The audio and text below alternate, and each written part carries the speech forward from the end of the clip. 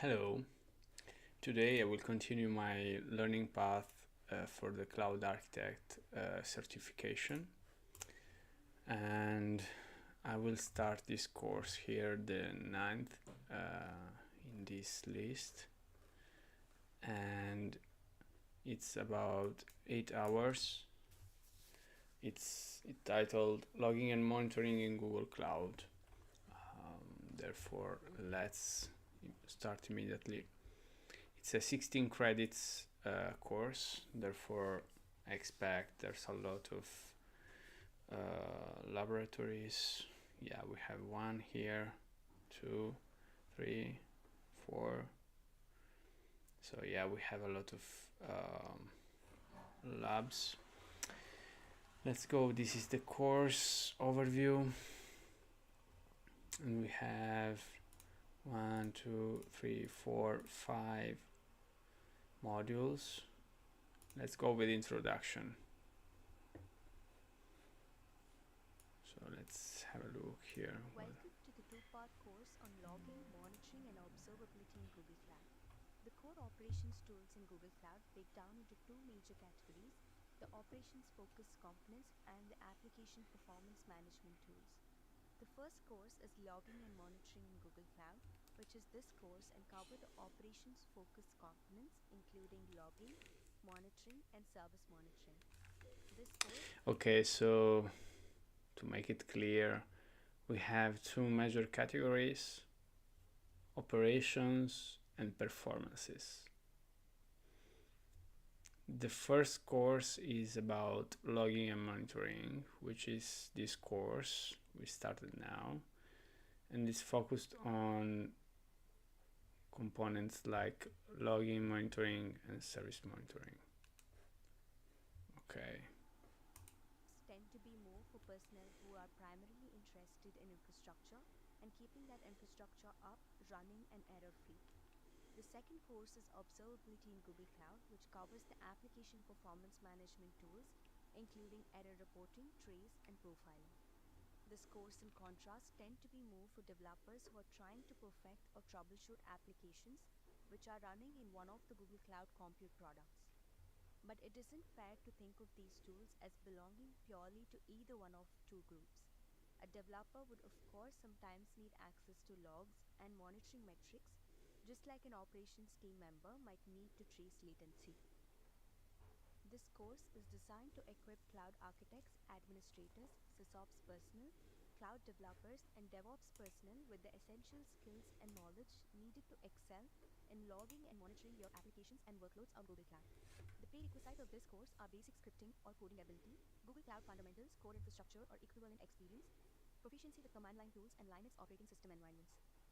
In this course, we will dive into the critical aspects of cloud logging and cloud monitoring on Google Cloud. Logging and monitoring play a pivotal role in maintaining the health and security of your cloud resources. In this section, you will learn the purpose and capabilities of Google Cloud Operations Suite, how to implement monitoring for multiple cloud projects, create alerting policies, uptime checks, and alerts to identify and resolve problems quickly, use cloud logging to collect logs and export for further analysis.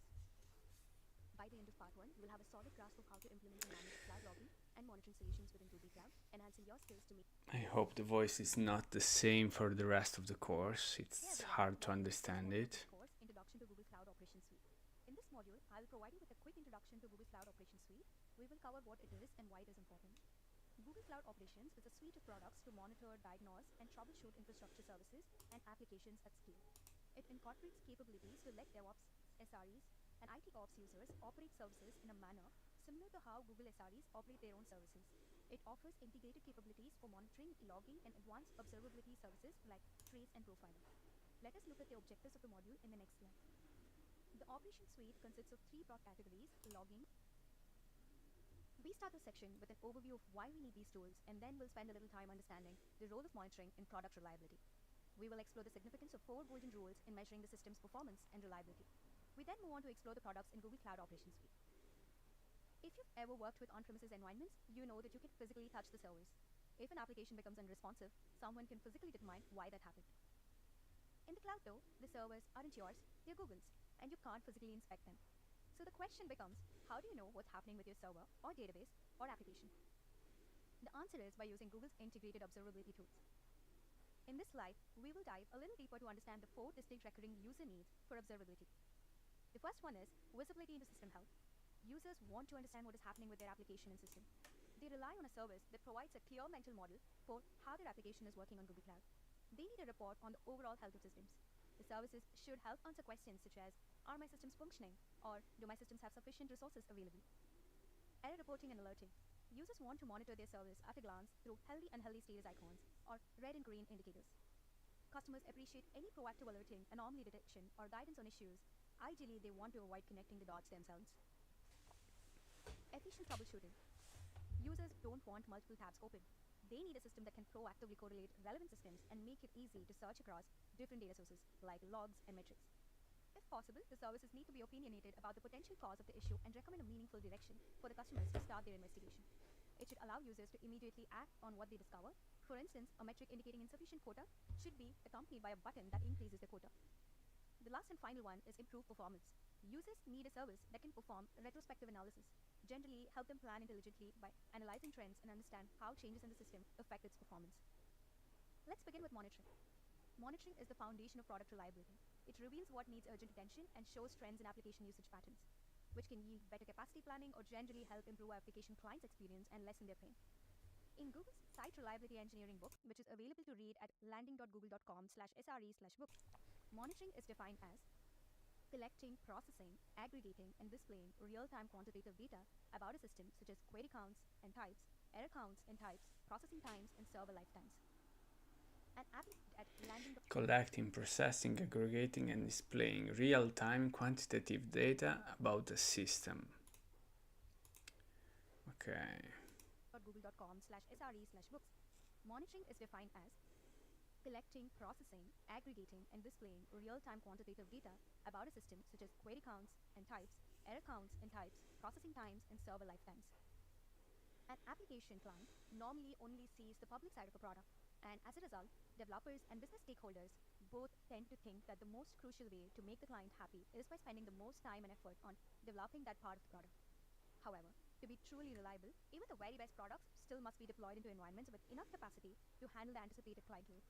Great products also need thorough testing, preferably automated testing, and a refined continuous integration, continuous development, which is a CI/CD release pipeline. Postmortems and root cause analysis are the DevOps team's way of letting the client know why an incident happened and why it is unlikely to happen again. In this context, we are discussing a system or software failure. But the term incident can also be used to describe a breach of security. Transparency here is key to building trust. Now that we know the role monitoring plays in product reliability, let's move on to understand what we need from products. We need our products to improve continually, and we need monitoring data to ensure that happens. We need dashboards to improve business intelligence so our DevOps personnel have the data they need to do their jobs. We need automated alerts because humans tend to look at things only when there is something important to look at. And even better option is to construct automated systems to handle as many alerts as possible, so humans only have to look at the most crucial issues. Typically, there is some triggering event, a system outage, data loss, a monitoring failure, or some form of manual intervention. The trigger leads to a response by both automated systems and DevOps personnel. Many times the response starts by examining signal data that comes in through monitoring. The impact of the issue is evaluated and escalated when needed, and an incident response is formulated. Finally, we need monitoring tools that help provide crucial data to debugging application functional and performance issues. We'll look more closely at Google's integrated monitoring tools a bit later in this module. Let's now understand the 4 golden signals. There are 4 golden signals that measure a system's performance and reliability. They are latency, traffic, saturation, and errors. Latency measures how long it takes a particular part of a system to return a result. Latency is important because it directly affects the user experience. Changes in latency could indicate emerging issues. Its values may be tied to capacity demands. It can be used to measure systems improvements. But how is it measured? Sample latency metrics include page load latency, number of requests waiting for a thread, query duration, service response time, transaction duration, time of first response, time to complete data return. The next signal is traffic, which measures how many requests are reaching your system. Traffic is important because it's an indicator of current system demand. Its historical trends are used for capacity planning. It's a core measure when calculating infrastructure spend. Sample traffic metrics include number of HTTP requests per second, number of requests for static versus dynamic content, number of network IOs, number of concurrent sessions, number of transactions per second, number of retrievals per second, number of active requests, number of write IOPS, number of read IOPS, and number of active connections. The third signal is saturation. It's important to note, though, that capacity is often a subjective matter that depends on the underlying service or application. Saturation is important because it's an ideal indicator of current system demand. In other words, how full the service is. It focuses on the most constrained services. It's frequently tied to degrading performance as capacity is reached. Standard capacity metrics include percentage of memory utilization, percentage of thread pool utilization, percentage of cache utilization, percentage of disk utilization, percentage of CPU utilization, disk quota, memory quota, number of available connections, number of users on system. The fourth signal is errors, which are events that measure system failures or other issues. Errors are often raised when a flaw, failure, or fault in a computer program or system causes it to produce incorrect or unexpected results or behave in an unintended way. Errors might indicate configuration or capacity issues, service level objective violations, that it's time to emit an alert. Sample error metric include wrong answers or incorrect content, number of 400 or 500 HTTP ports, number of failed requests, number of exceptions, number of stack traces, servers that fail liveness checks, and number of dropped connections. Now, let's return to the observability concept. Observability starts with signals, which are metric, logging, and trace data captured and indicated into Google products from the hardware layer up. From those products, the signal data flows into Google Cloud Operations tool, where it can be visualized in dashboards and through the Metrics Explorer. Automated and custom alerts can be dissected and analyzed in Logs Explorer. Services can be monitored for compliance with service level objectives, error budgets can be tracked. Health checks can be used to check uptime and latency for external facing sites and services. And when incidents occur, signal data can generate automated alerts to code or through various information channels to key personnel. Error reporting can help operations and developer team spot, count, and analyze crashes in cloud-based services. The visualization and analysis tool can help. We define general monitoring and its benefits in the previous section. Let us take a look at cloud monitoring features and benefits. Cloud monitoring provides visibility into the performance, uptime, and overall health of cloud-powered applications. It collects metrics, events, and metadata from projects, logs, services, systems, agents, custom code, and various common application components including Cassandra, Nginx, Apache Web Server, Elasticsearch, and many others. Monitoring ingests that data and generates insights via dashboards, Matrix Explorer charts, and automated alerts. Cloud monitoring provides many advanced capabilities that helps address the monitoring challenges, and these include automatic pre-ingestion on 100 plus monitored resources. Over 1,500 metrics are immediately available with no cost. Open source standards leverage Prometheus and OpenTelemetry to collect metrics across compute workloads. Customization for key workloads. Cloud monitoring offers custom visualization capabilities for GKE through Google Cloud Managed Service for Prometheus and for Compute Engine through Oxygen. In-context visualization and alerts, you can view relevant telemetry data alongside your workloads across Google Cloud using cloud monitoring.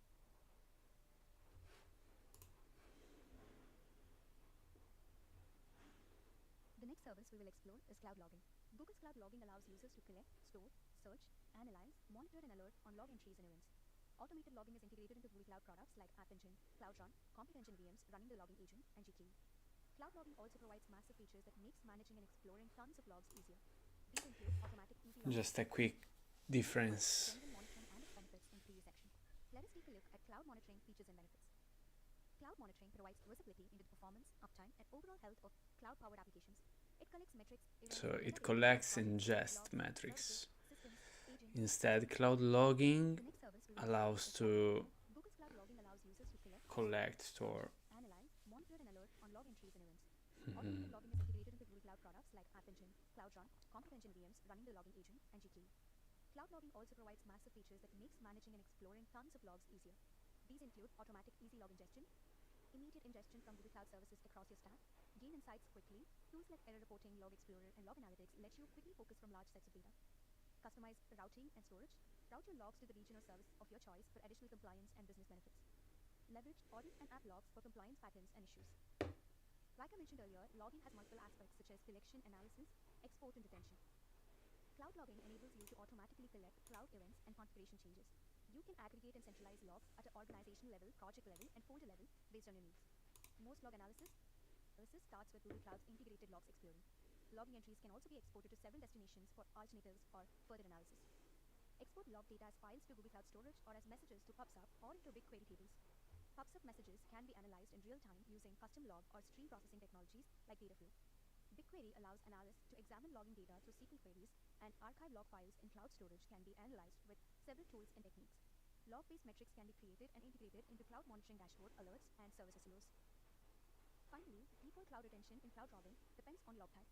Data access logs are retained by default for 30 days, but this is configurable up to a max of 3,650 days. Admin logs are stored by default for 400 days.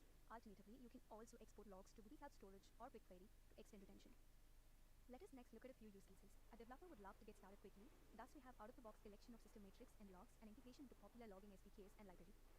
Cloud logging also allows developer to do real-time analysis, debugging, and troubleshooting with your code. For convenient access and visibility, stack traces are automatically mapped to inner types. Operators also take massive advantage of our offerings. These include collecting telemetry that is not limited to Google Cloud, centralization of all logs for users, teams, and organizations. You are in control of retention period and location of the logs. You can also understand log volume, cost, and set alerts on important application metrics. You can export logs for storage, analysis, and also integrate with third-party services. Lastly, security operations, or SecOps, are in charge of ensuring that all access is authorized and that bad actors are not navigating your network. With audit logs, network telemetry, and log analysis, it can be achieved in a streamlined way.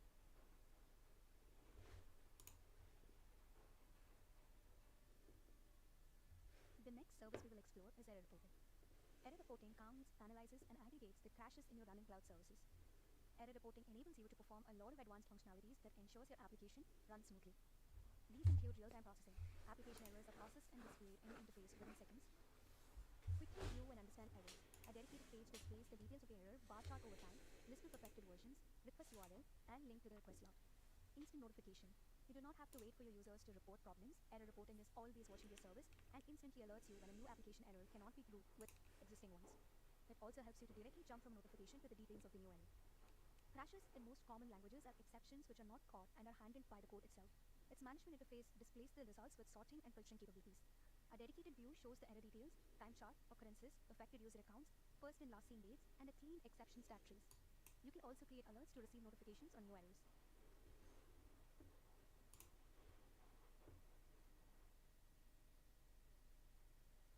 The next product we'll be exploring is Cloud Profiler.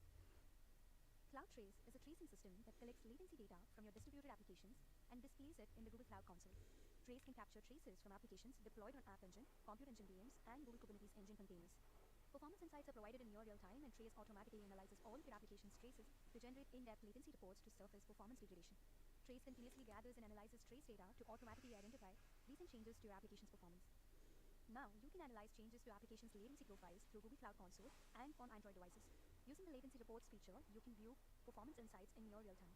Automatically analyze all of your application's trace to generate in-depth latency reports to surface performance degradations. Continuously gather and analyze trace data to automatically identify recent changes to application performance. Poorly performing code increases the latency and cost of applications and web services every day, without anyone doing or knowing anything about it. Cloud Profiler changes this by using statistical techniques and extremely low-impact instrumentation that runs across all production application instances to provide a complete CPU and heap picture of an application without slowing it down. With broad platform support that includes Google Compute Engine VMs, App Engine, and Kubernetes, it allows developers to analyze applications running anywhere, including Google Cloud, other cloud platforms, or on-premises, with support for Java, Go, Python, and Node.js. Cloud Profiler presents the call hierarchy and resource consumption of the relevant function in an interactive frame graph that helps developers understand which parts consume the most resources and the different ways in which their code is actually called. Overall, the Google Cloud Operations Suite helps you explore both the known and unknown issues underlying your workloads. The products are user-focused, designed to understand the customer's journey with SLO monitoring, uptime checks, tracing, and more. They are open, flexible, and leverage popular open-source projects like Prometheus, OpenTelemetry, and Fluentd. Integrated for ease to automatic ingestion, connect datasets, in-context telemetry across Google Cloud Service views. They also provide meaningful analysis and alerting to powerful analysis tools, leverage alerting for both automated and human-led resolutions. Okay. This brings us to the end of module.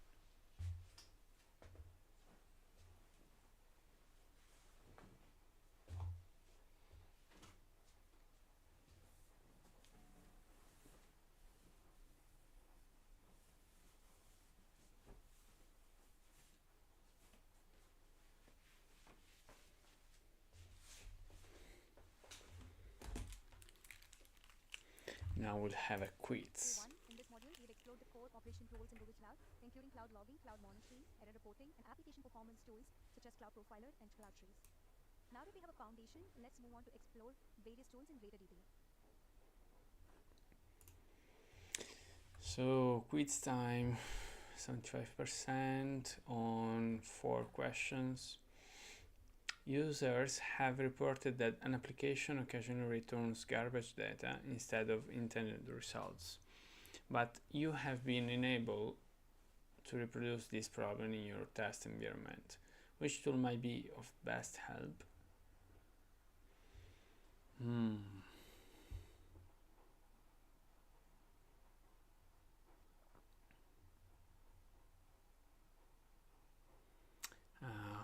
Let's see. it returns garbage data. Therefore, they want to understand what happens inside the application itself. Therefore, Logs Explorer may be interesting. You want a simple way to see the latency of requests. A simple way to see the latency of requests for a web application you deployed to Cloud Run. What Google Cloud tool should you use? I will say Trace. You want to calculate the uptime for a service and receive alerts if the uptime value falls below a certain threshold.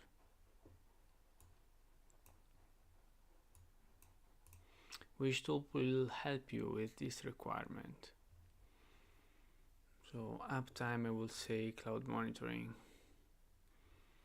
You want to examine messages generated by running code.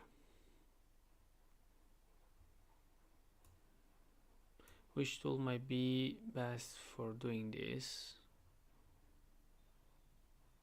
I will say Log Explorer. Here, the first. Yeah, I will say Log Explorer also.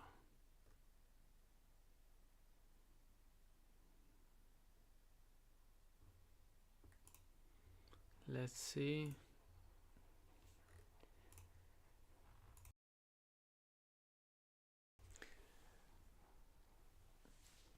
So I passed the test with just one error. The first one, yeah, it says go to introduction and blah blah blah, but I will just retake it. So it's Google Trace for latency, it's Cloud Monitoring for the thresholds, for the uptime, it's examining messages generated by running code with Log Explorer.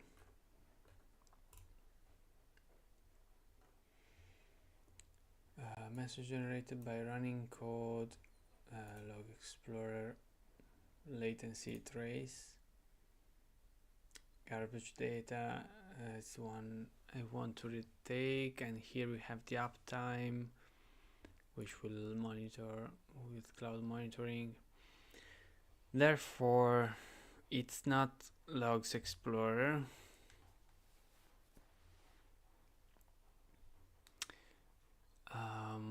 We will try with error reporting, even if it's not necessarily an error to have return garbage data.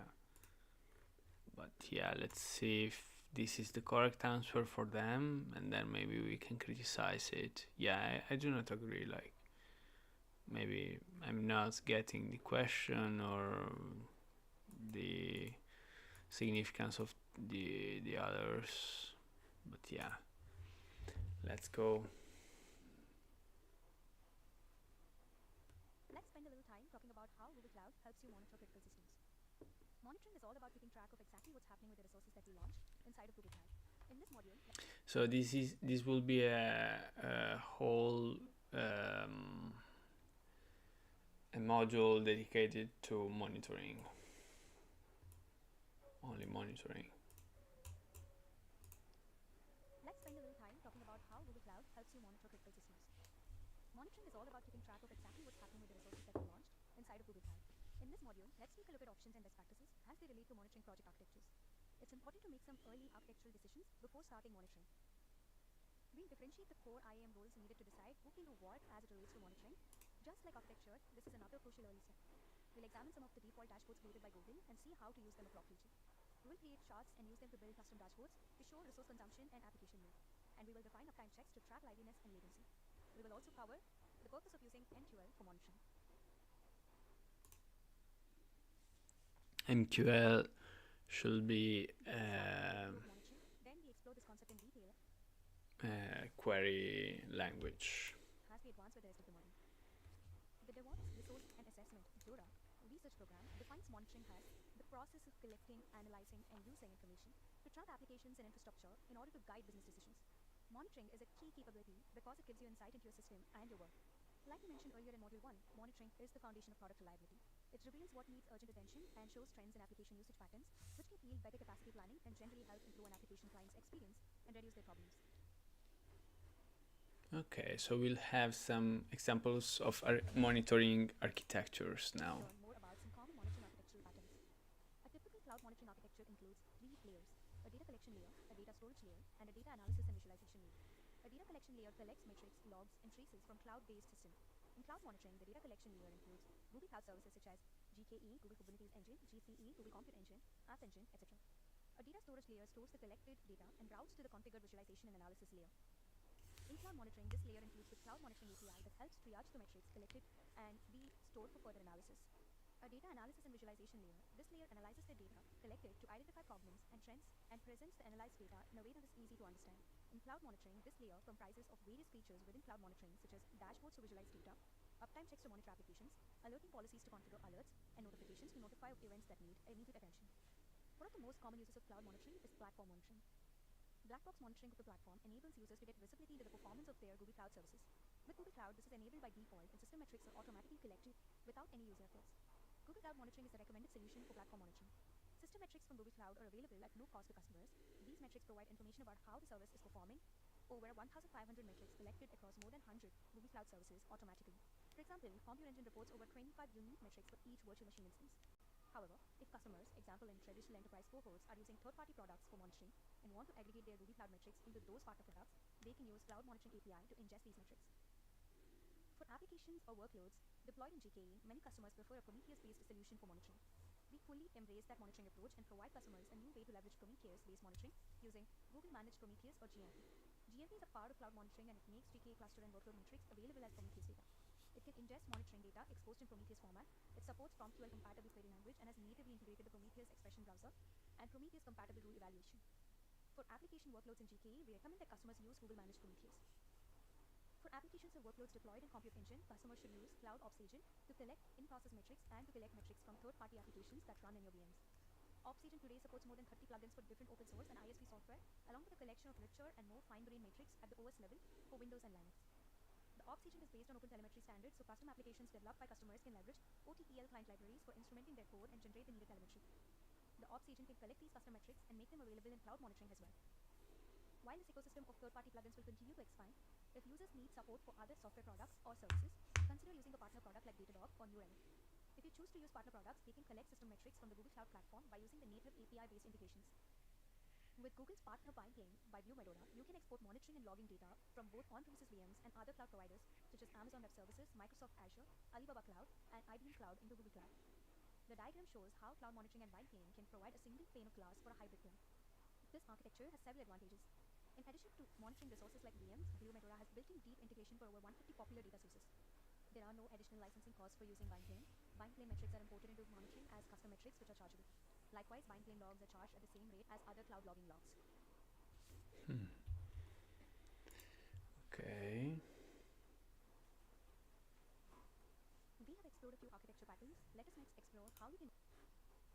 So the architecture patterns we have seen. Let's learn more about some common monitoring architectural patterns. A typical cloud monitoring architecture includes three layers: a data collection layer, a data storage layer, and a data analysis and visualization layer. A data collection layer collects metrics, App Engine, etc. A data storage layer stores the collected data and routes to the configured visualization and analysis layer. In cloud monitoring, this helps triage the metrics. A data analysis the analyzed state monitoring this uptime alerts and notifications. Common uses of cloud monitoring is platform monitoring. Black box monitoring of the platform enables users to get visibility into the performance of their Google Cloud. Okay, so we'll go to one of these friends here. Monitoring architectures.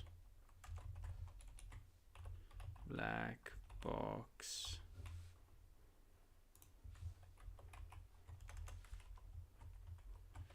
GCP monitoring black box.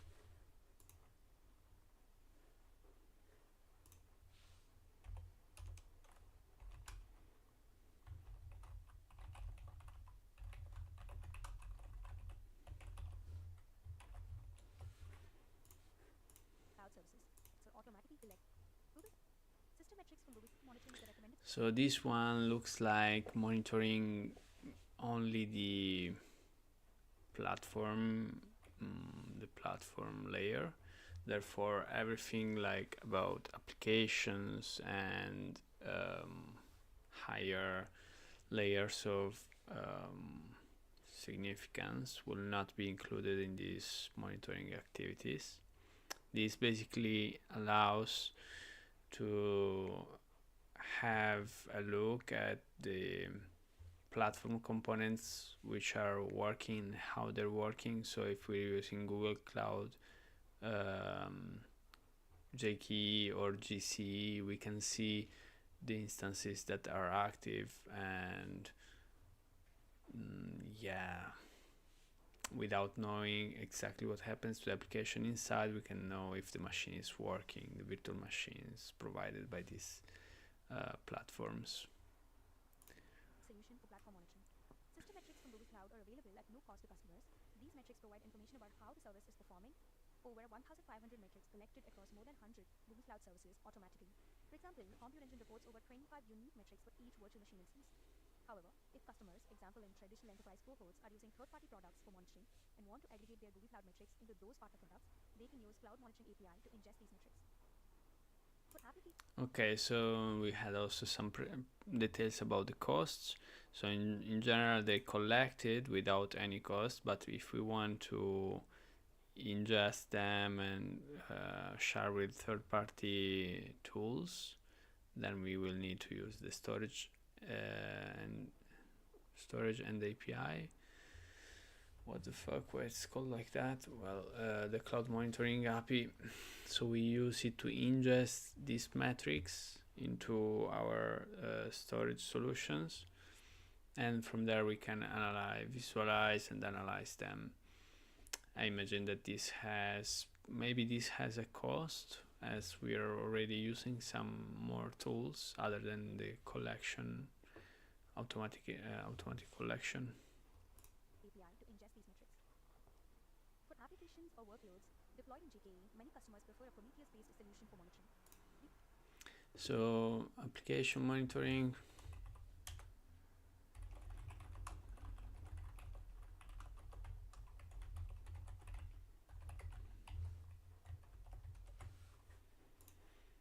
Okay, so we have the GKE instances, the clusters, which using Prometheus, I imagine will gather data from the execution of the workloads. So these are those about the platform, and these are those about the application. They can both be ingested in Cloud Monitoring and then shared with the rest. What's the precisation here? Includes integration with Cloud Logging, Cloud Monitoring. Google Cloud Managed Service for Prometheus. So this is also something managed. Therefore, we just need to activate to select it, and it will be working already. JKE, so GCP, JKE, Prometheus.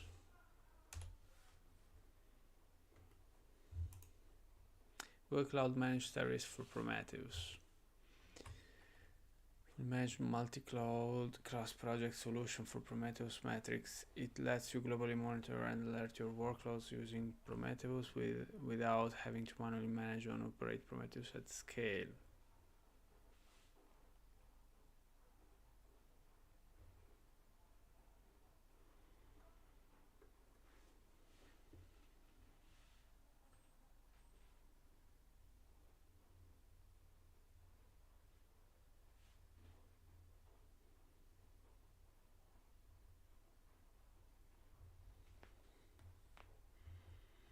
Okay.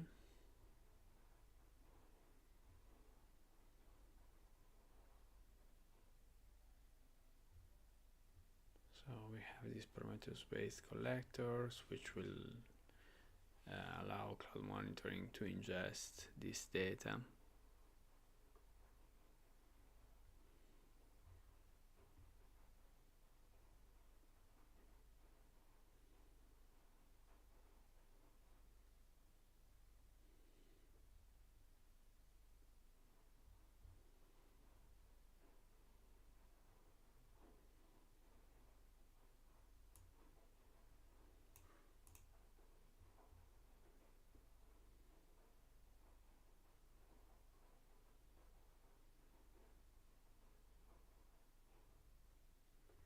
So managed collection is supported for both JKE and non-JKE Kubernetes environments.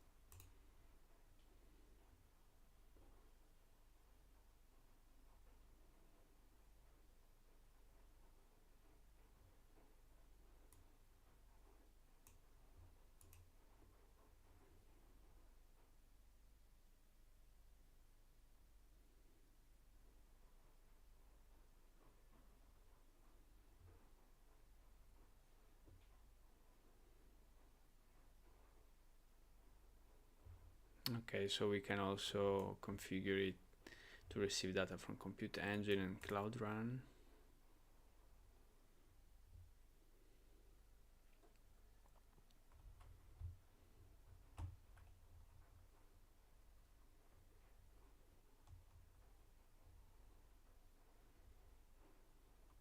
Okay, managed service for Prometheus supports any query user interface that can call the Prometheus Query API, including Grafana, Cloud Monitoring UI.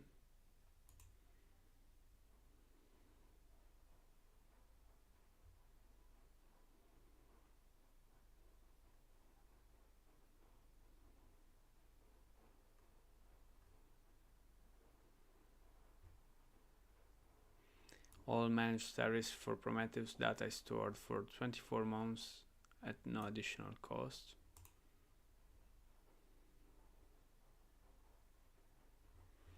Okay, have a broad idea.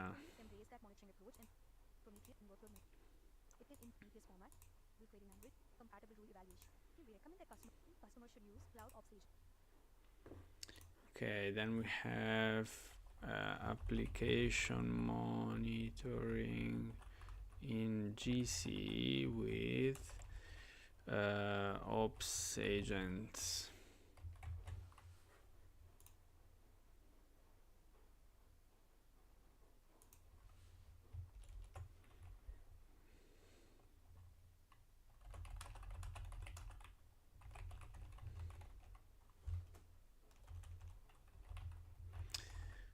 Of this architectures.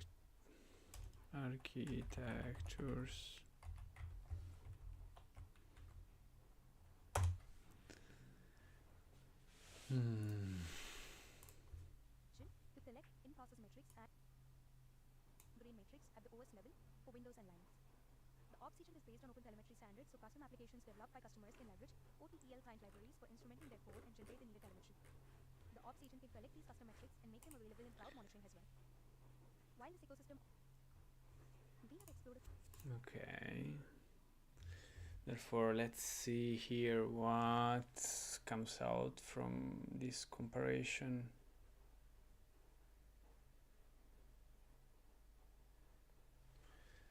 Let's see. It's getting quite a long time to respond.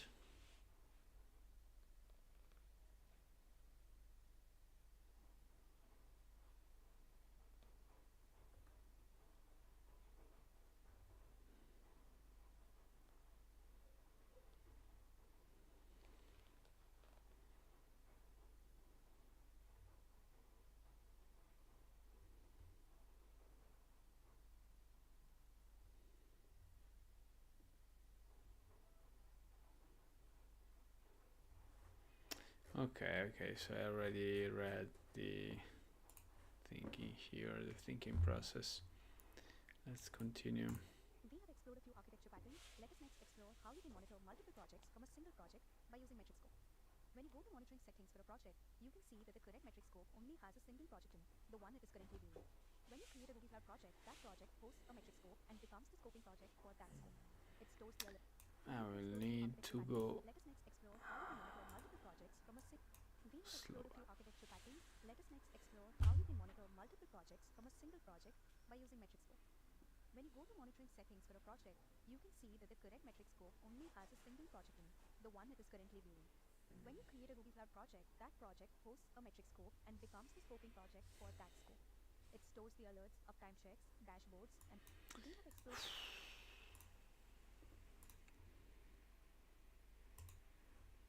a few architecture architecture patterns, let us next explore how you can monitor multiple projects from a single project.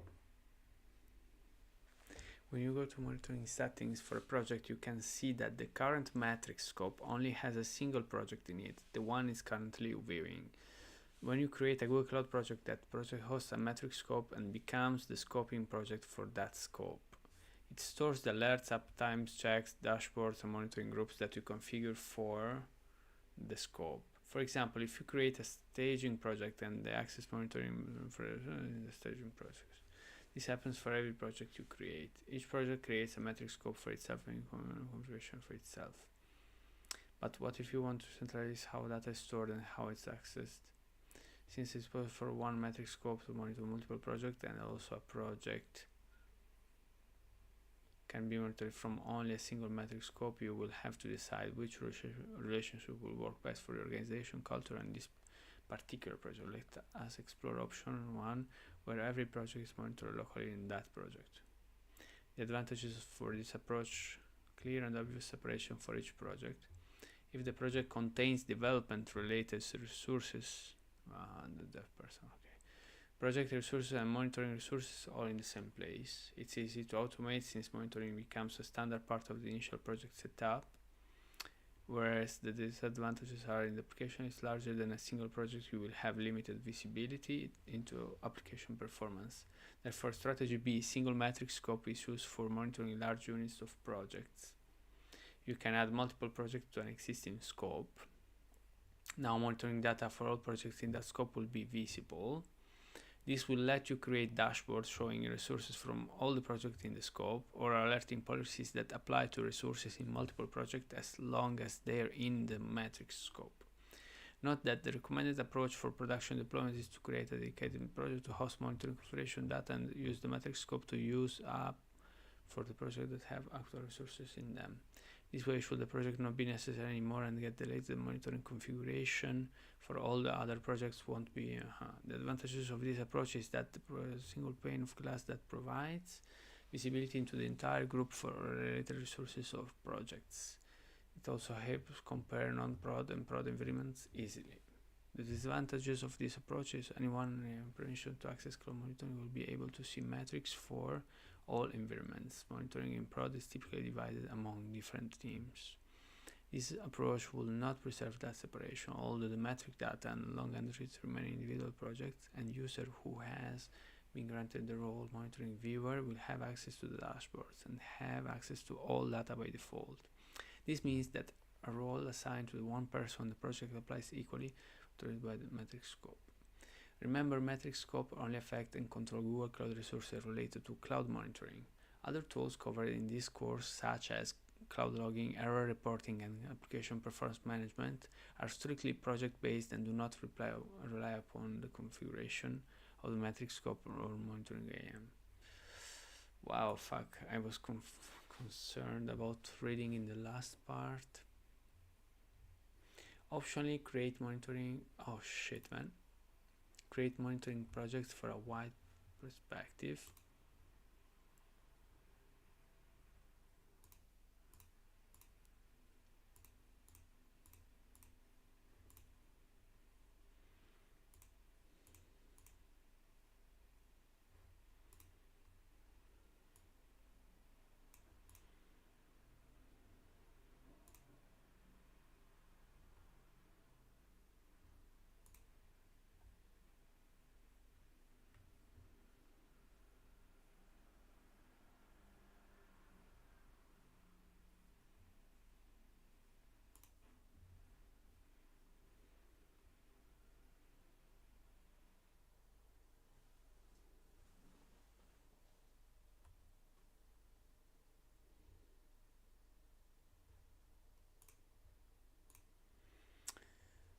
Okay, so data model and dashboards.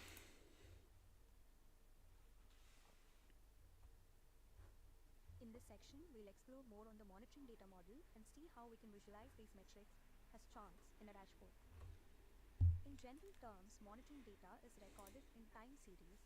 Each individual time series includes 4 pieces of information relevant to this discussion. The metric field describes the metric itself and records 2 aspects: the metric label and the metric type. The metric label that represents one combination of label values. The metric type specifies the available labels and describes what is represented by the data points. The resource field. The resource field records the resource label and specific monitored resource. The resource label represents one combination of label values and the specific monitored resource from which the data was collected. The metric kind and value type field tells you how to interpret the values. The value type is the data type for the measurement.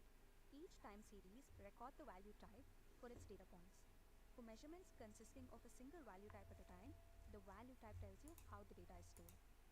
Bool indicates a Boolean value, int64 indicates a 64-bit integer, double indicates a double procession float, string indicates the string of characters. For distribution measurements, the value isn't a single value. Each time series includes the value type for distribution measurement is distribution in uppercase. Each time series includes the metric kind for its data points. The kind of metric data tells you how to interpret the values relative to each other. Cloud monitoring metrics is one of three kinds: a gauge metric, a delta metric, a cumulative metric. A gauge metric in which the value measures a specific instance in time. For example, metrics measuring CPU utilization are gauge metrics. Each point records the CPU utilization at the time of measurement. A delta metric in which a value measures the change in time interval. For example, metrics measuring request counts are delta metrics. Each value records how many requests were received after the start time, up and including the end time. A cumulative metric. A cumulative metric in which the value constantly increases over time. For example, a metric for sent bytes might be cumulative. Each value records the total number of bytes sent by a service at that time. The points value is an array of timestamped values. The metric type tells you what the values represent. The time series has an array with a single data point. In most time series, the array has many more values. Let us next take a look at an example. As mentioned earlier, monitoring data is recorded in time series. The example shown here is a complete instance of a single time series. Most time series include a lot more data points. This one covers a 1 minute interval. All time series have the same structure with the following fields. The metric field indicates that the metric collected is a set of activity logs of the type log entry count with a severity level info. The resource fields, which indicates that the resource is a compute engine instance with the details on the specific instance and project ID. The metric kind is of the type delta and value type integer. Points are actual array of timestamp and values of the metric. Now that we understand what a cloud monitoring data model looks like and also seen an example, let's move on to understand how we can go about monitoring your Google Cloud systems. You first start by identifying the Google Cloud monitoring resource you want to monitor. In the next, check the monitoring and dashboards for an auto-created dashboard. When you can't find what you need or need something specific, use the monitoring and navigate to Metrics Explorer. Dashboards are a way for you to view and analyze metric data that is important to you. They give you graphical representation on the main signal data in such a way as to help you make key decisions about your Google Cloud-based resources. One of the changing aspects of monitoring is Google's commitment to providing more opinionated default information.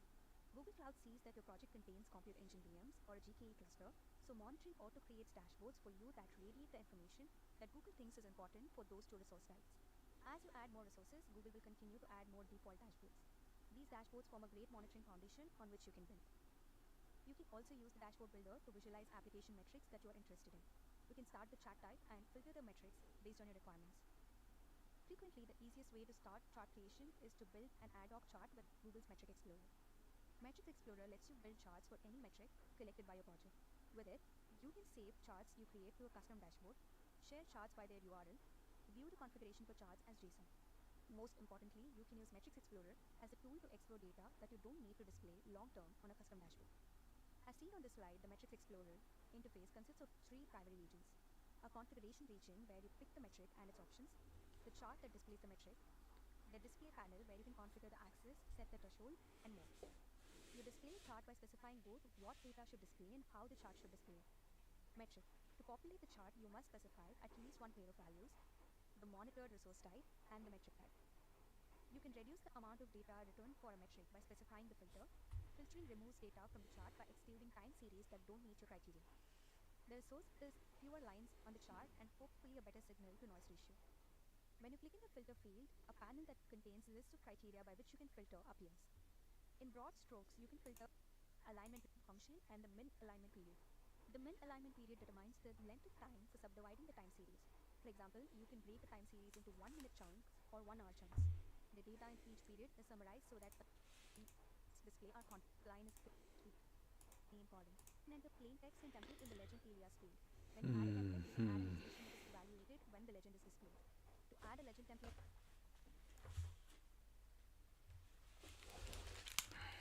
Discussion on dashboards, charts.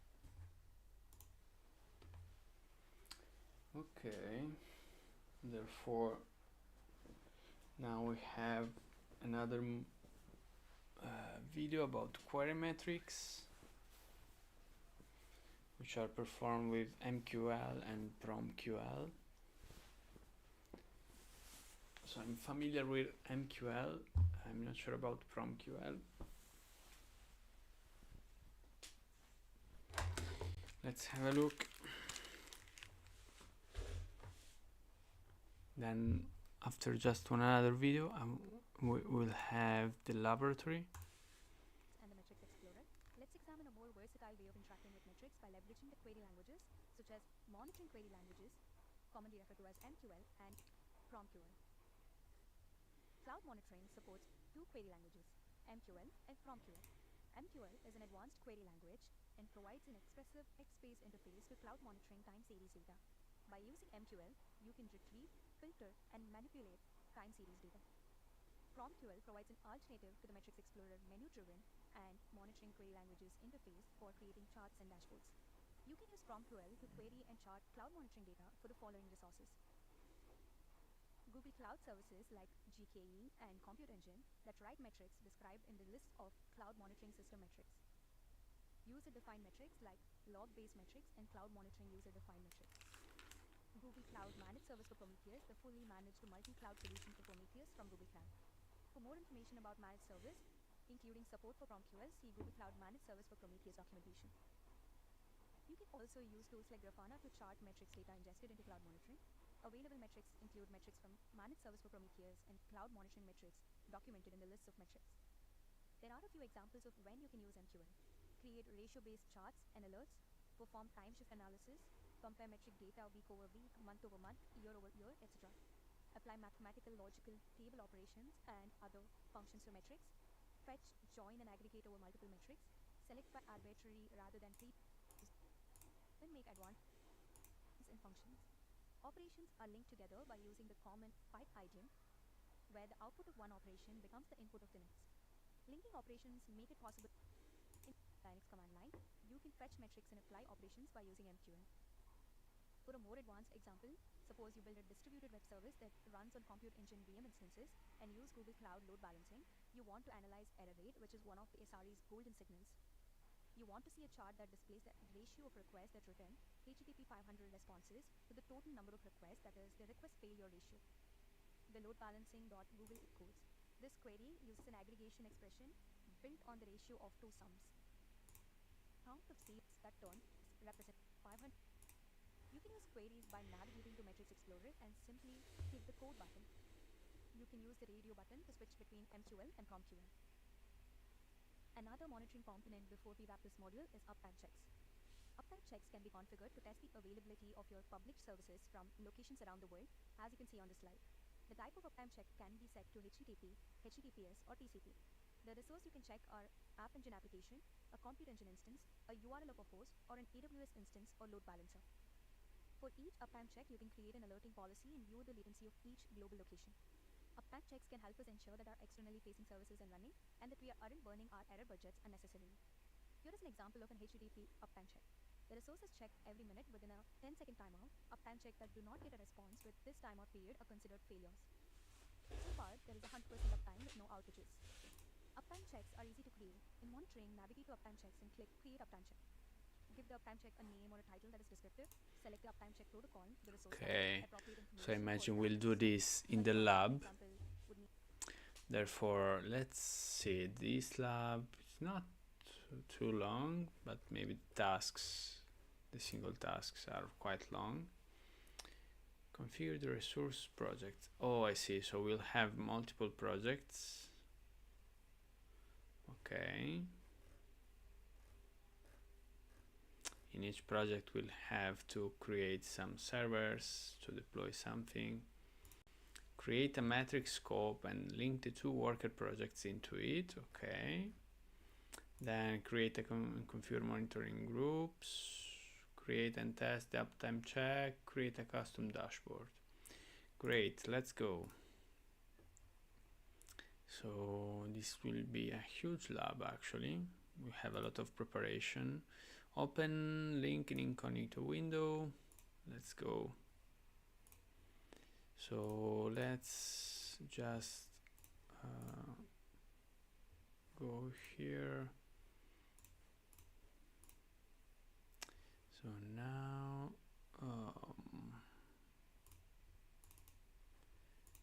we select this, okay. Great. Therefore, configure the resource projects. So your lab environment has 3 projects pre-created in it. The project's ID are displayed in the upper left corner of the lab steps page, okay. The first project will be the scoping project. Project ID 2 and 3 will be the monitored resources projects. Per Google's recommended best practices, the project we use to host the matrix scope will not be one of the projects actually housing monitored resources. In this task, you create an Nginx web server in each of your worker projects and configure 2 resource projects. So let's start by building some resources to monitor. Open a text document in your computer and in it make note of 3 project IDs. Okay, so we'll take note of the project IDs. So project ID 1, 2,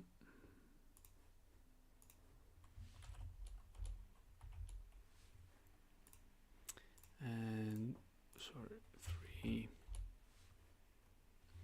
Nice. In the rest of the exercise, the project IDs are referred to by these names. So monitoring project worker 1 and worker 2.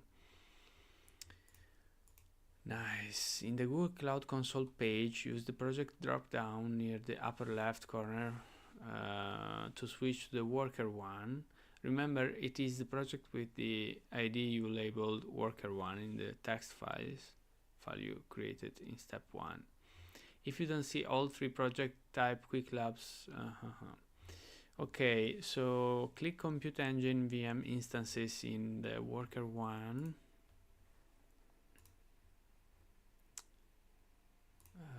All.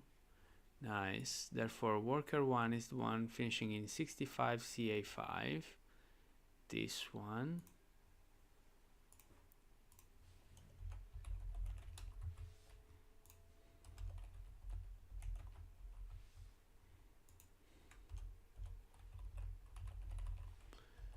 Okay. Now that I'm here, Compute Engine VM instances, create instance, and there are many parameters you can configure when creating a new instance. Okay, yeah, we'll just go with this.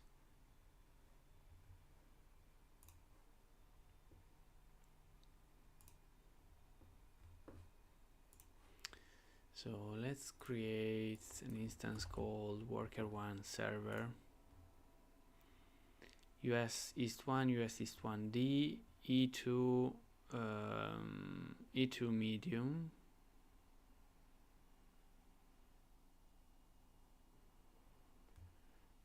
Okay, US East 1D, right? E2 medium. Nice.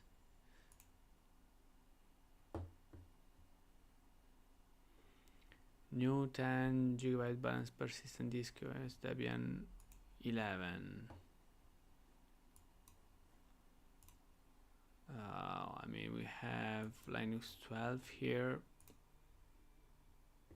Maybe it's just an old tutorial, this one. I will try and leave this like that.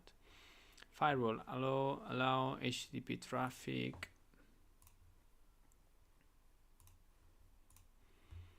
Click create. Then it says it should take about a minute for the worker to be created. After work is created, you go and SSH into it. This launches an SSH client, blah blah blah, update the OS. install Nginx, confirm that Nginx is running. To see the web page, return to the Cloud Console and click OK. If you see a message that says blah blah blah, welcome to Nginx, use the project drop down to switch to worker 2 project. Okay, so first of all, when it's ready, we update OS and install Nginx. Okay, so we SSH into this worker.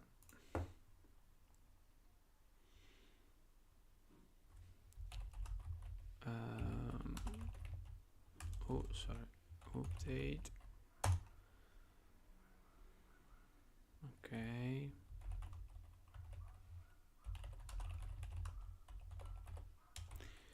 Is this just this command? Apt-get install Nginx with a -y here, I imagine, to accept everything they ask us. Now, let's see. It looks like, yeah, it looks like working. Okay, so from here we can go and have a look. Continue to site. Welcome to Nginx. Great. Now we have to go to worker 2, create a server, a second server.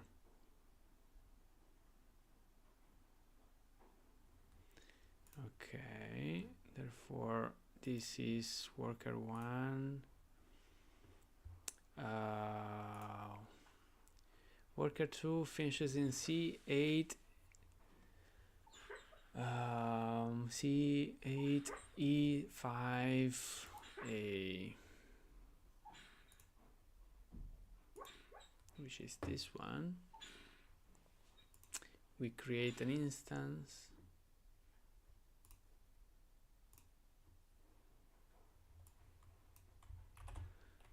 This instance here.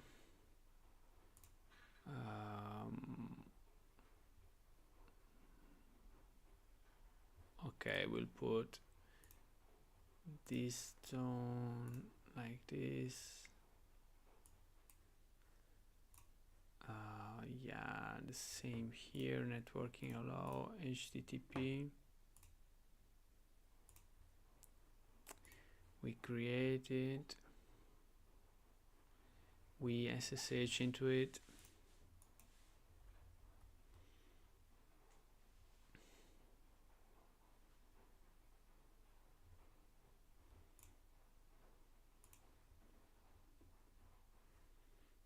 Come on.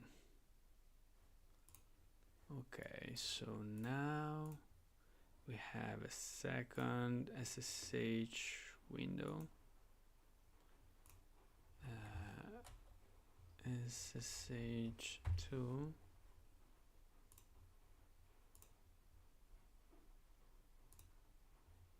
Yeah, let's go. So in SSH2 we just continue and sudo apt-get update. Okay, now sudo apt-get install Nginx.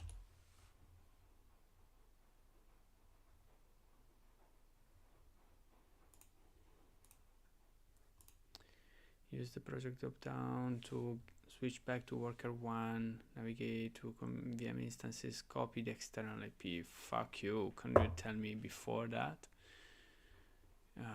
In the next file you create a step and new entry worker 1. Jesus Christ, you're making me going back and forth.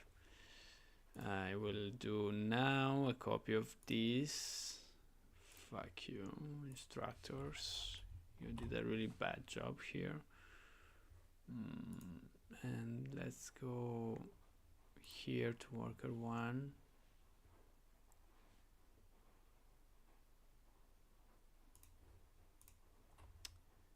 And let's put this.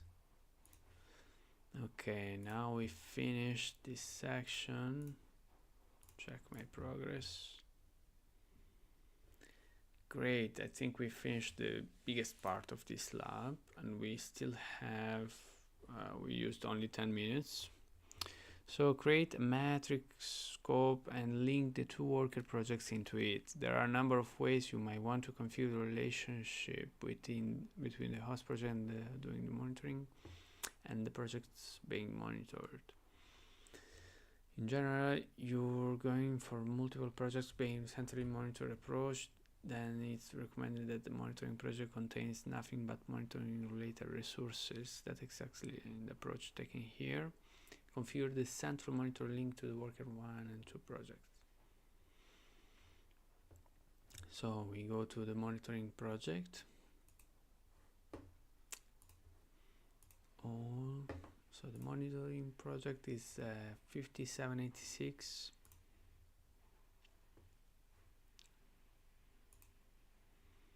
We go to observability monitoring.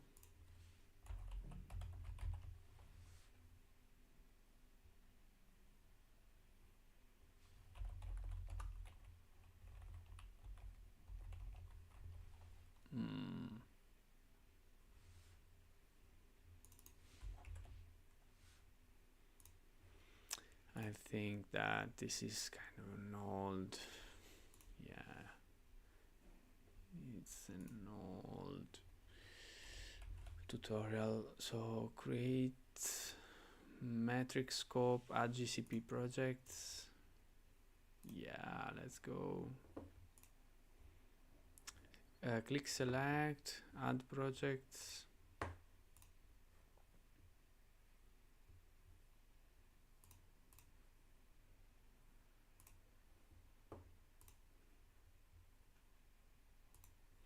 Great. Now switch to the dashboard page. Where the fuck is dashboards? Here. Click VM instances, click dashboards. So here, VM instances.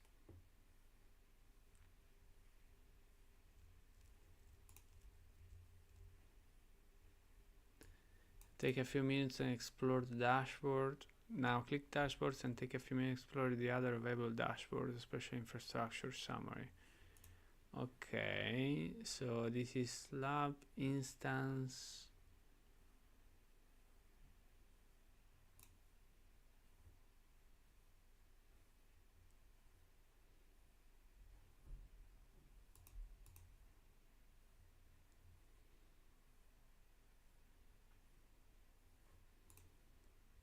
So we have the logs here,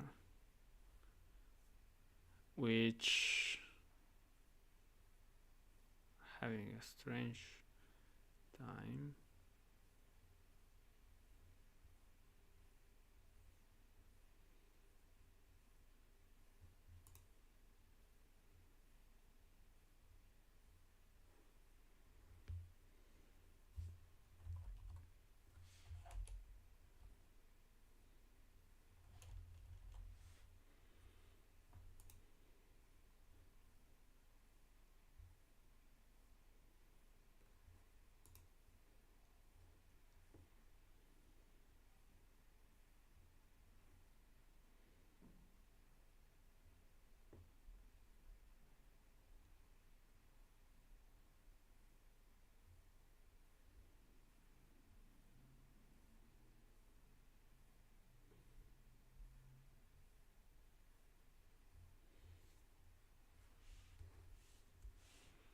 Okay, so there isn't really much to see here.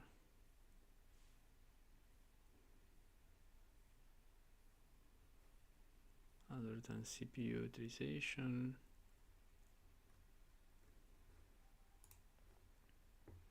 Well, a bit of memory, no, we can see it, summary. A bit of network activity. And this should not be available. Oh yeah, it's available. Okay, then it was saying to go to again to dashboards and see infrastructure summary. So here we have some more data actually. We have 3 active VMs. But sorry, what other VMs do we have? Because in this project, we have lab instance, okay, which was already created by the laboratory organizer.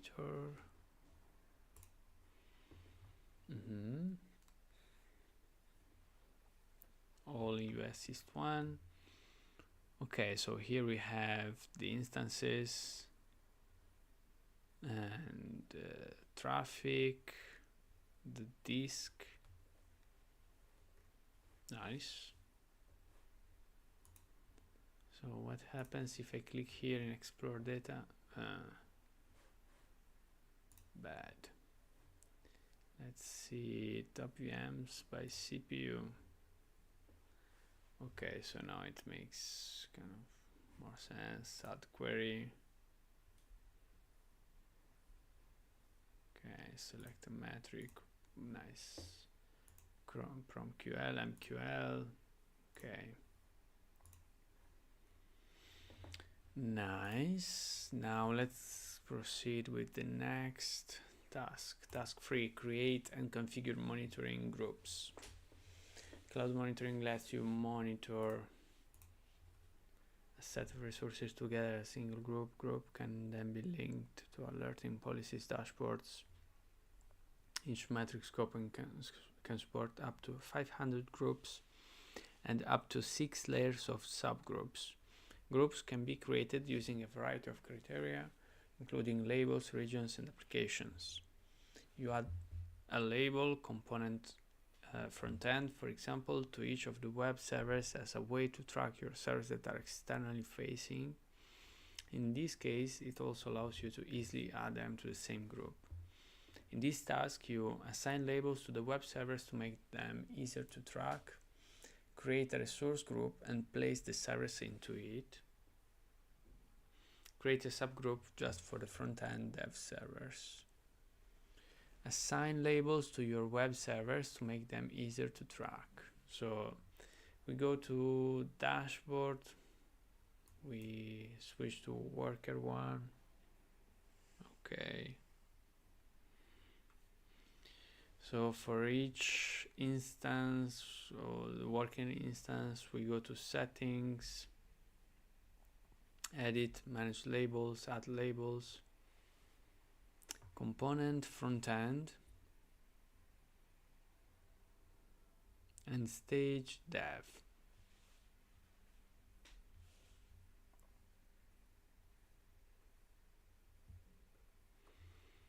Okay, therefore, so the first is this one, and oh man, I can't, well, okay.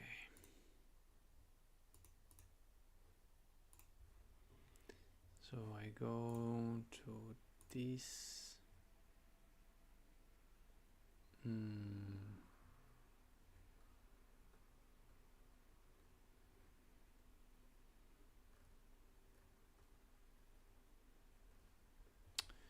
wait a second, it was,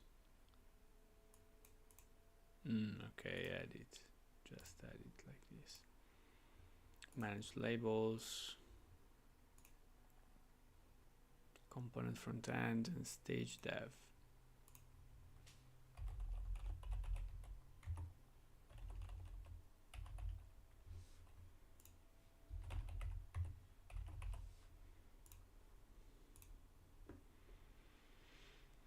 Save the configuration changes.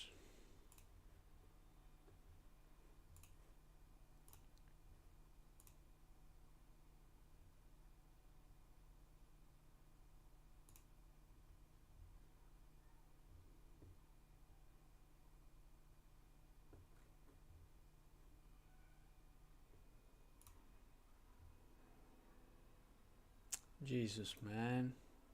Come on.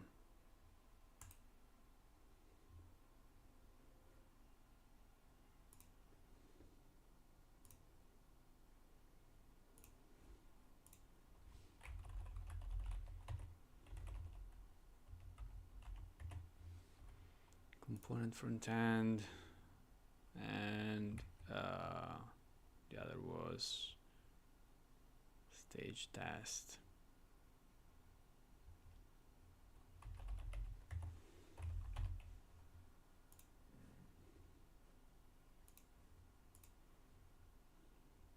Okay, create a resource group and place the servers into it.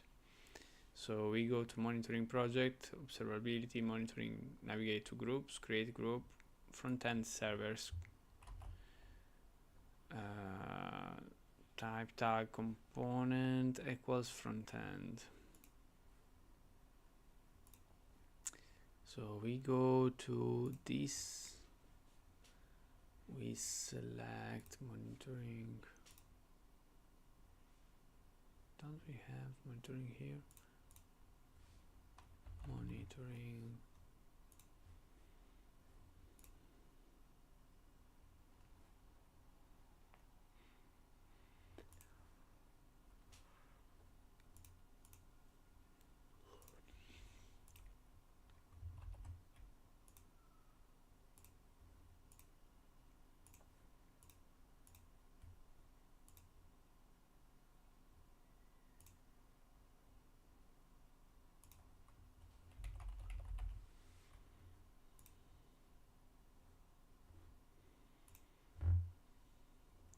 Make sure that the resource is selected on the right hand on the page is displaying 2 VM instances currently selected. Yeah. Create a group. Refresh the page, and after a minute or so you should see several metrics and charts for your 2 VMs. Create a subgroup just for the front-end dev servers. In the front-end servers group, subgroup, create subgroup, front-end dev, component front-end.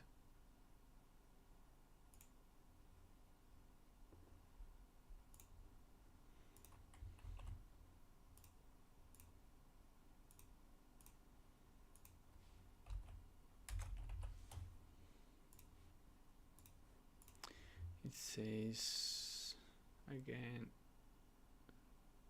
oh fuck, okay.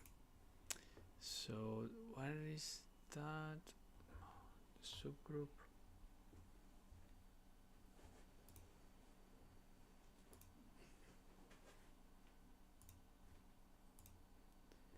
So when you go in front-end servers, create subgroup, and the first criteria will be tag component front-end, and then oh Jesus, tag component front-end, done. Add criterion, another tag stage dev, done. Okay, combine criteria and operator.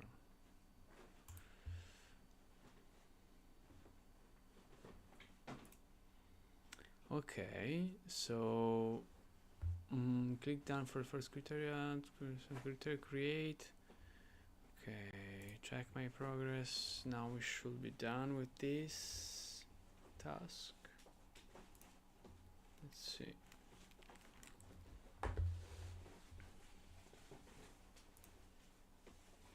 Okay, so he's fine.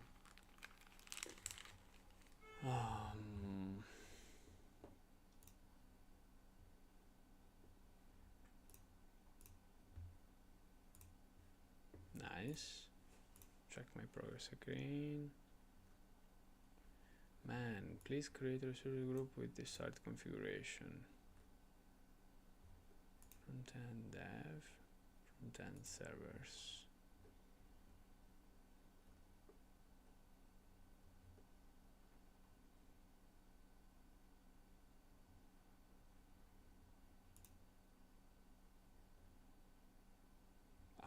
Jesus. What's wrong now?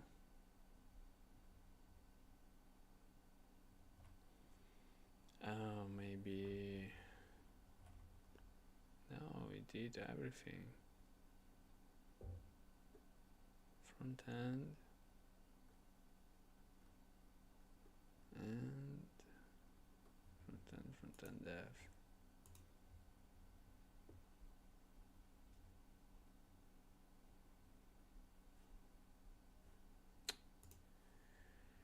Well,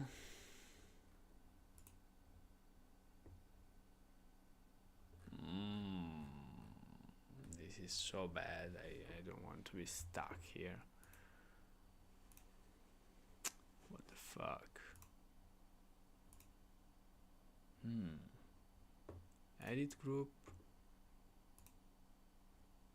Front end.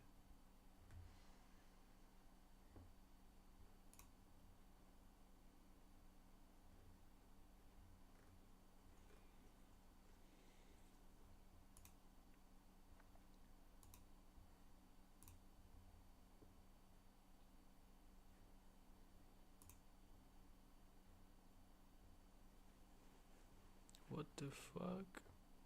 He disappeared the subgroup? I don't know. And how? Okay. Front end and dev. Right? Operator equals. Oh, Jesus, sorry.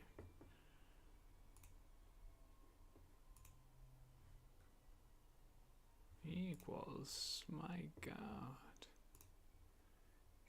Equals is not contains. Ah, fuck you.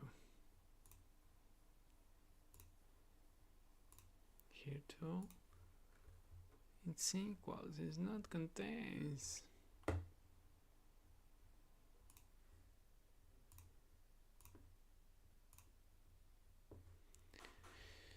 Yeah, whatever. Now they're still working. And let's see if now this is okay. Ah, fuck you, Google. Create and test an uptime check.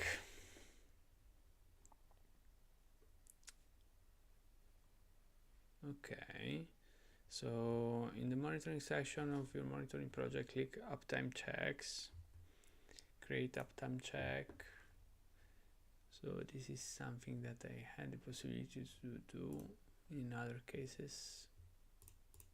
It's a tedious work.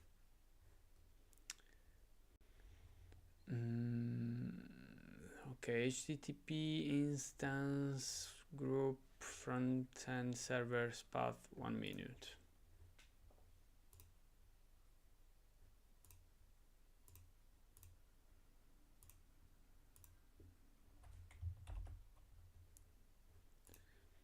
Okay, click continue.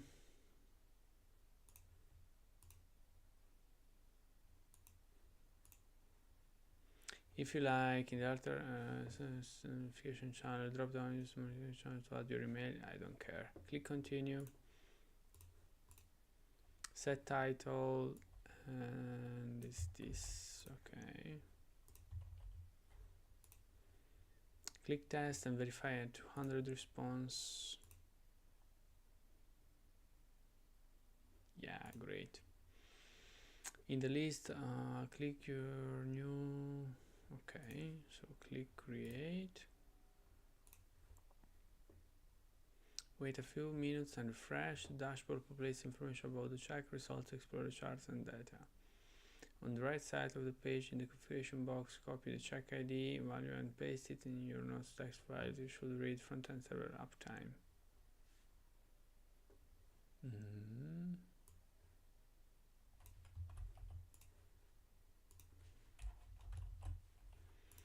Check out how an uptime check handles failure. So make sure you have blah blah blah. Stop it running, blah blah blah, add filter. Okay.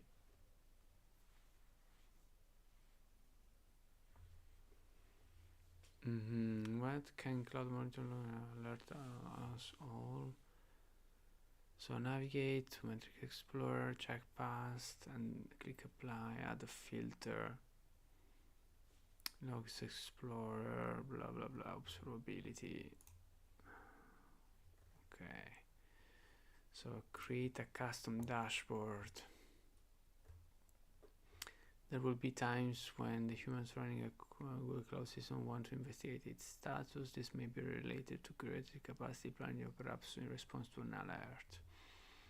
Regardless, when data is expressed in chart form, blah blah blah, create a developer dashboard and add an uptime chart to it. Add and test a CPU utilization chart to the dashboard. So use the project drop down to switch to worker 1, VM instances, select worker and start running. Switch to monitor project, fuck you again. And in the dashboards, create a new dashboard name, type developers front end. Click add widget and click line chart.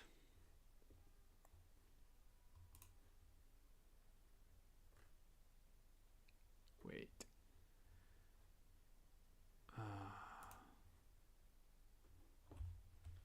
Top of the page, press create dashboard, but this does not really exist. So I will create custom dashboard, which I imagine is the same. Add widget and click line chart. Widget title dev server uptime.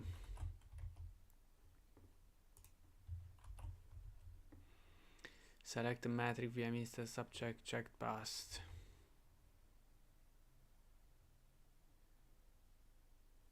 Wait, select the metric. Check uptime past. Sorry, check pasts only.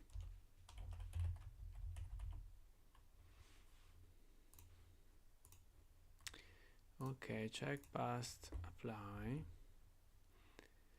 Examine the values displayed. Take note of the check resource ID value from the check response rows. You must pick the value from a list in the next step. Sorry, what the fuck is this?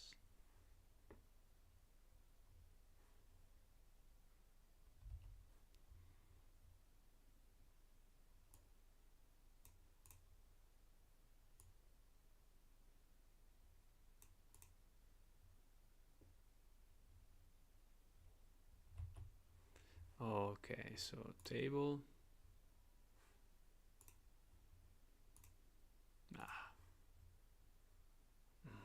Jesus. Checked resource ID, but there isn't any.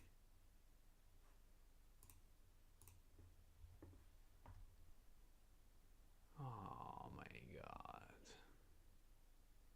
I will be wondering.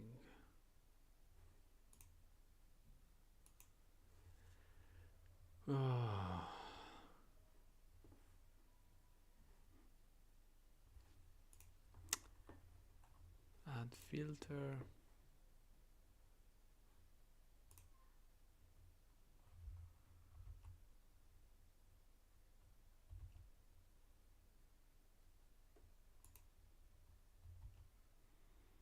Select from drop down.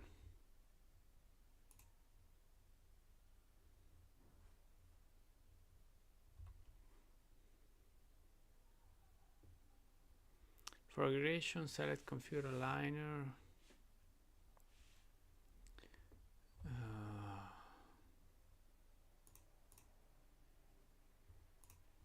Okay. Set alignment function to counter true. Count true. Click the plus icon and set mean interval period 5.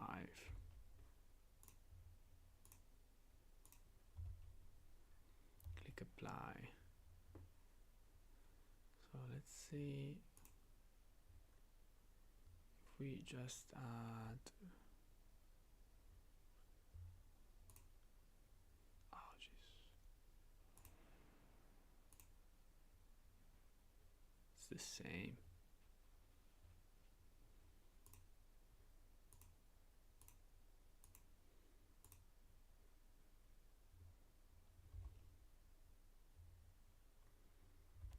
Okay. Apply. Where is apply here? Let's add another widget, another line, another check fast.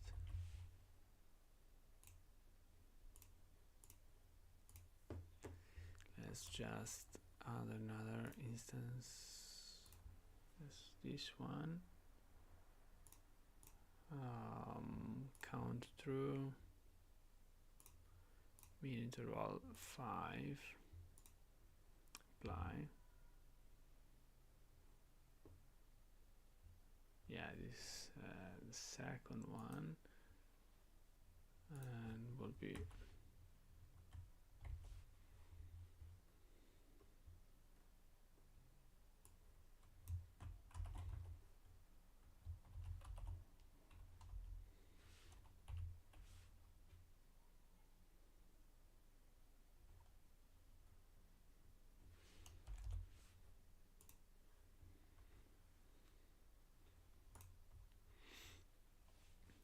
nice.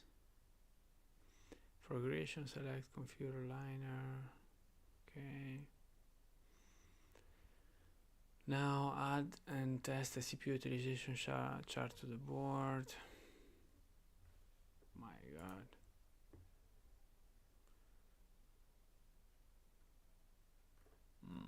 So it's checking if we have this.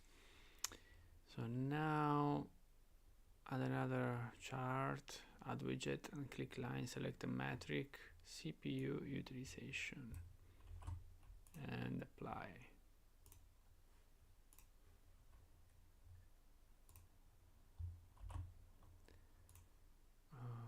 Instance CPU utilization, and apply. Click add filter, instance name, worker server 1.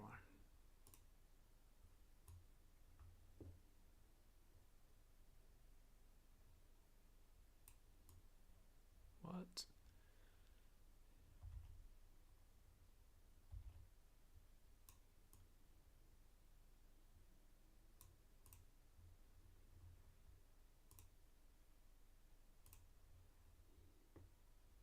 Okay, so it was this one, the good one. I will just delete this widget. Okay, Cloud Shell doesn't always work as well for generating load test traffic, since it sometimes thinks you're doing something malicious and terminates your session. Use your second web server to generate a load instead. Expand the navigation menu, right click on Compute Engine. Use the project drop down to switch to the worker tool.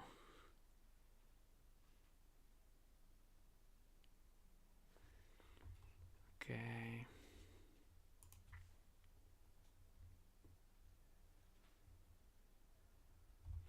So from worker 2,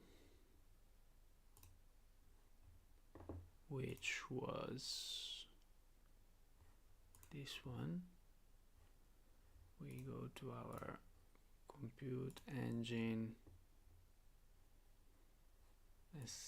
Oh fuck, I already had it.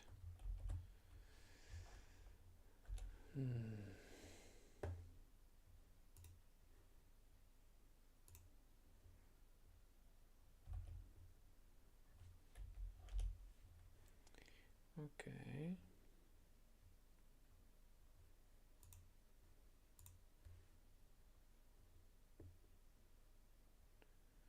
So before you use bench, set up URL to your server, find external IP, starting with okay.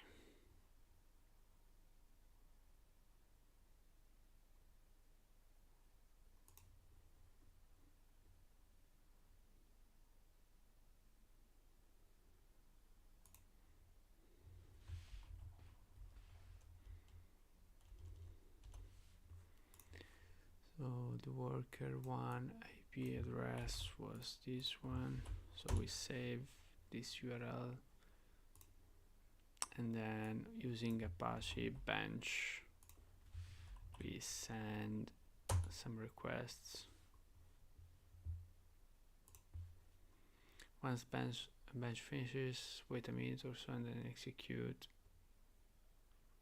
Okay, so after 1 minute, so we have a separated course of actions.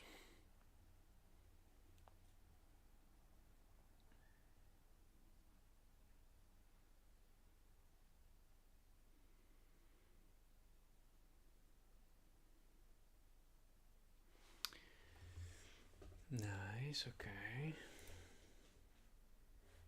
So the lab is already, we're already working on it since 40 minutes. We nearly done it. So here is already done, I think. Oh fuck. What's... oh, maybe we're missing just a little detail here.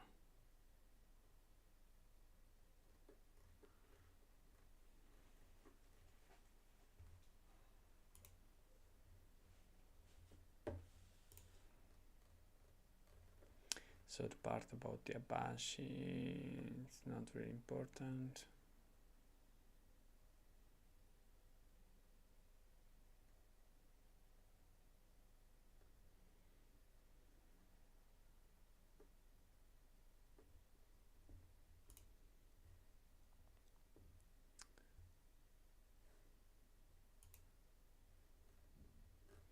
I think I will just end this.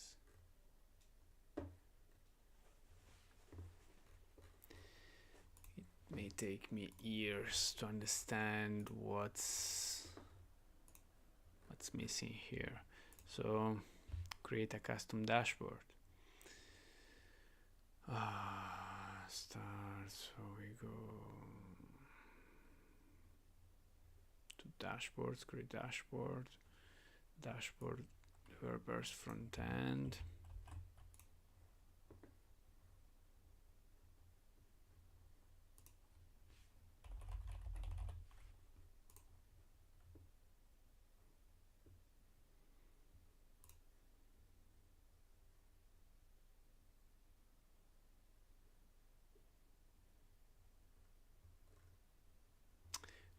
Come on. Recently viewed. Jesus.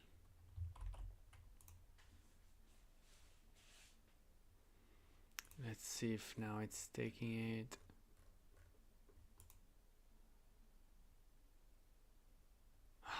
Jesus.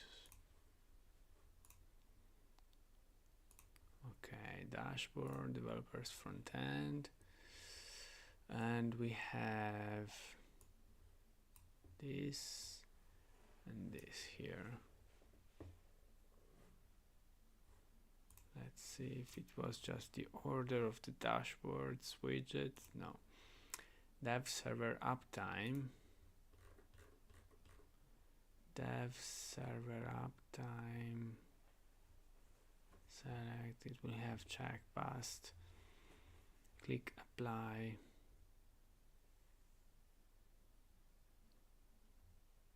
Add filter alignment function to count through.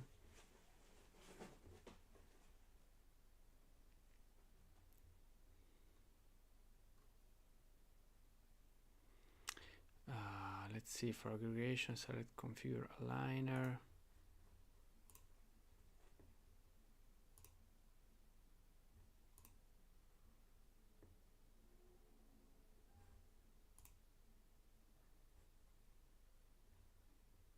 Set alignment function to count through.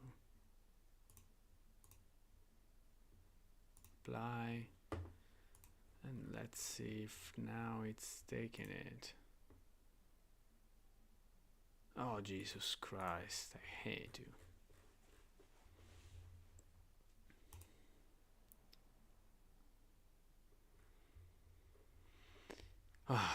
Okay, check past, aggregation, count through,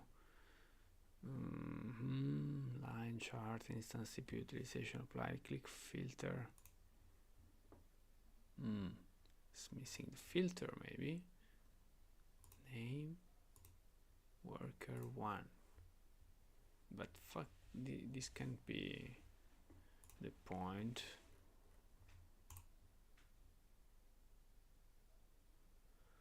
My Jesus Christ.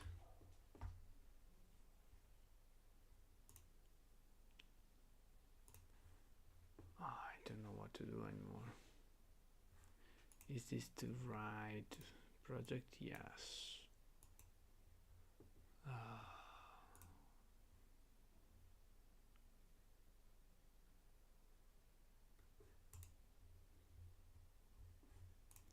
What will be the name of the second?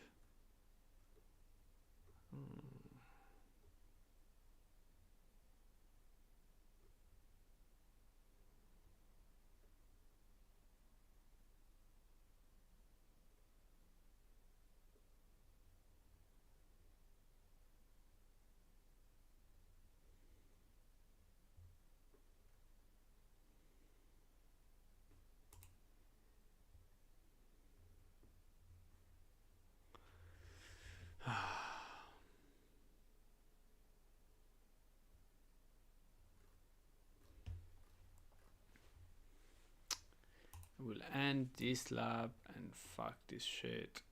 I will just go on.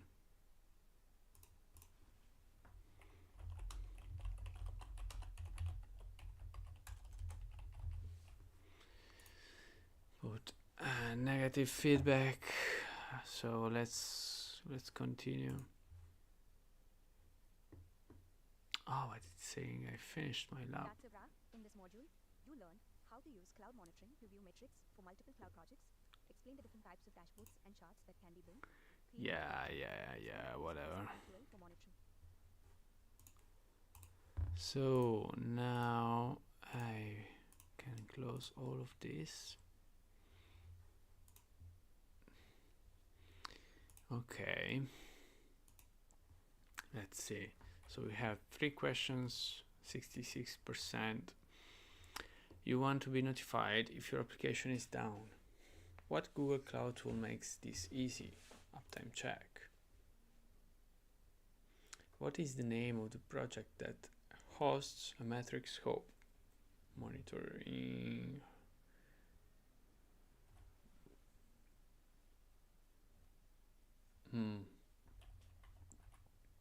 Well, scoping projects. I don't know. You want to analyze the error rate in your load balancing environment. Which interface helps you view a chart with a ratio?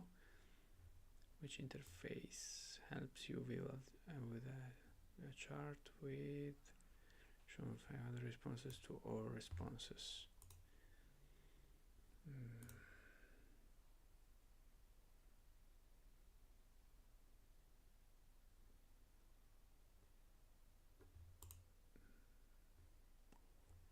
I mean, this is not an interface. Let's see. I'm not sure about these quits. Oh shit.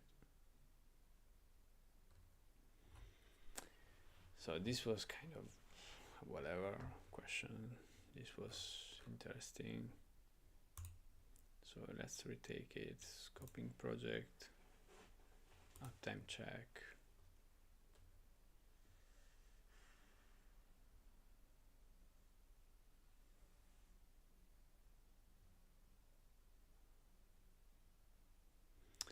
So chart with a ratio about responses.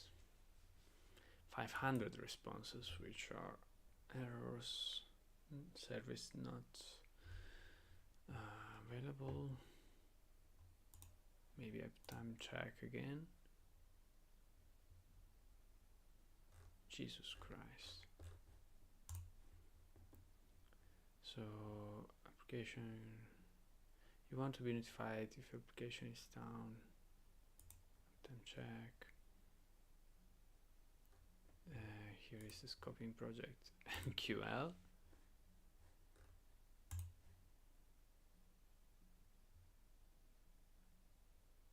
But Jesus fucking Christ, MQL is not an interface. Okay, whatever. I maybe did not take the point. In the previous module, Okay, so we have completed the first and second module of this course. We are at 37%. So I will conclude here this video. In the next videos we'll complete this course. Thank you as always to be here, and I appreciate sharing these videos. I hope they're useful in some way. See you.